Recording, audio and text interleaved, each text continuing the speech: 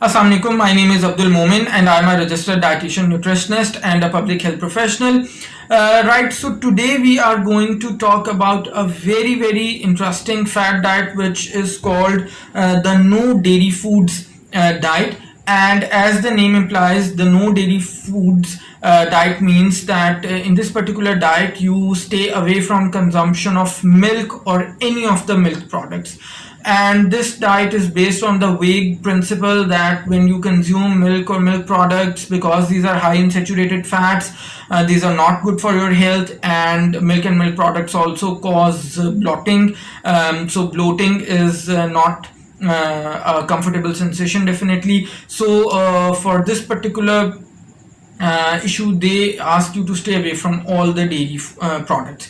My take on this particular diet, being a dietitian, being a PhD doctor, is that milk is absolutely essential for you as it contains a variety of nutrients, specifically calcium, vitamin D, protein, B12, and a whole lot of other nutrients. So if you stop consuming milk or milk products, then you would most probably be deficient in one or more of these nutrients sooner or later, which is definitely not going to help you. And you should always be including milk or milk products in your diet.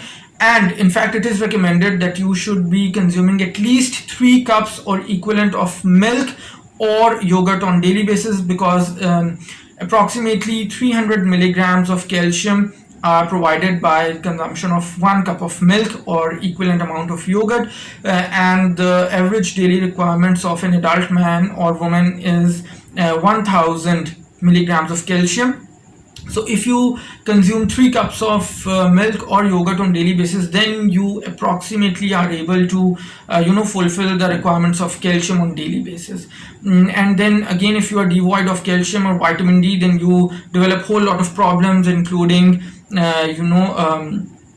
pain in lower legs, severe pain in lower legs, osteoporosis, then all other problems related to development of bones, especially in growing children. So these are a whole lot of problems associated with consumption of this particular diet. So my verdict would be to always include milk and milk products in your diet, and do not follow any such diets which ask you to stay away from any of the food items which are naturally available to you. So I do hope that you have liked my video. If you have, do hit the like button and also share this video with others so that others can benefit as well. If you are watching my video for the very first time, do consider subscribing to my channel and also hit the bell icon so that you do not miss any of my future videos. Until next time, it's bye bye from my side.